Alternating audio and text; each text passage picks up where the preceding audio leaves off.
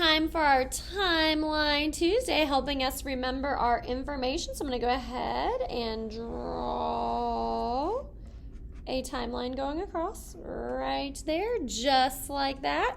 This is, of course, going under our causes of the revolution. That is where we will stop at it. All right, so I have 7 dates, 7 things that I have to know. I have to be able to memorize these dates. 1, 2, 3, 4, 5. Ooh, I could skip some more lines. 6, 7. All right, how do I remember what these events are? I tell myself, my cat just vomited purple marshmallows after riding carousels, licking purple colored water. There we go. My cat just vomited purple marshmallows after riding carousels, licking purple colored water. I have to know these events. I got to get them memorized. My first one, of course, is going to be the Magna Carta. And this goes all the way back to 1215. My second one is none other than Jamestown, Virginia. Notice when I wrote Jamestown, and I had to kind of go up into the side, Jamestown, I changed that S to a $sign. I have to remember its economic founding. That is in 1607. My next one being Plymouth, Massachusetts. When I write Plymouth, I need to change that T to a cross to remind me of the Puritans going to Plymouth, Massachusetts. That's 1620. Don't forget your Massachusetts Bay Colony. It is for my Puritans. AR is going to be American Revolution. That starts July 4th, 1776, and it ends with the Treaty of Paris in 1783. The C is none other than Constitution. The Constitution is in 1787. LP is Louisiana Purchase. It doubles the size of the United States in 1803. And CW is Civil War. It starts in 1861 and ends in 1865. All right, it's not enough just to have these things listed. I need to understand why they are important. And of course, starting with my Magna Carta, 1215, it gives us the idea of limited government. The idea that the king can't just do whatever he wants. He has to follow the government. Those in power have to follow the rules. So in 1607, when those English colonists came to Jamestown, Virginia for, of course, economic reasons, they show up and say, hey, I know that we have limited government. I know the people in charge have to follow the rules. But we're going to add to this idea. We're going to add to it with a representative government. We know that they elect representatives. They vote for them in the House of Burgesses right there. We know that they're going to elect them because they had the House of Burgesses. So in 1620, when my Puritans show up at Plymouth, Massachusetts, they say, okay, we have limited government. We have representative government. We're going to add to it with self-government. We're going to take it upon ourselves to give the people a voice, to make sure the people have a democracy. And what do they have a democracy in? What is it that they sign? They are going to sign the Mayflower Compact before they exit the boat. And so we see our colonies establishing this idea that people have a voice with a representative democracy. Now, technically, are they supposed to do it? No, the king never gave permission. Does the king know they're doing it? Yeah, he knows. But he's ignoring them. He's choosing to just let them.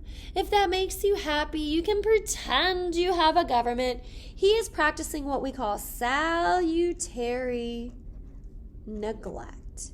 He's ignoring their actions. As long as he gets his money, he's going to ignore it. Why is he ignoring it? Well, really, because he's too far away to do anything. He can't really do anything. By the time he finds out they have one, it takes the boat 6 weeks to get over to Europe and England. Then it takes 6 weeks to come back. That's 12 weeks. He's way too far. So if you want to have your representatives, if you want to have your democracy, as long as you still send me my money, who cares? But something's going to change. One thing is going to change it all. And that thing, of course, is going to be the French and Indian War. When the French and Indian War happens, at the end of the French and Indian War, the king's like, we got some issues. We're in debt. England's in debt. We owe money. Where are we going to get that money from? We're going to collect it from our colonies and all the other colonies that are there. And the colonists go, no. We have a representative self-government. We have a republic. We have a democracy. And the king says, I don't care. So he is going to pass some laws on the colonists, some acts that are going to tax them.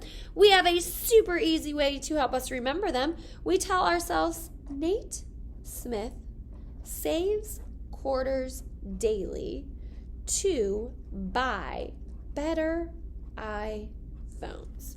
Right there. Nate Smith saves quarters daily to buy better iPhones. These are our causes to the American Revolution.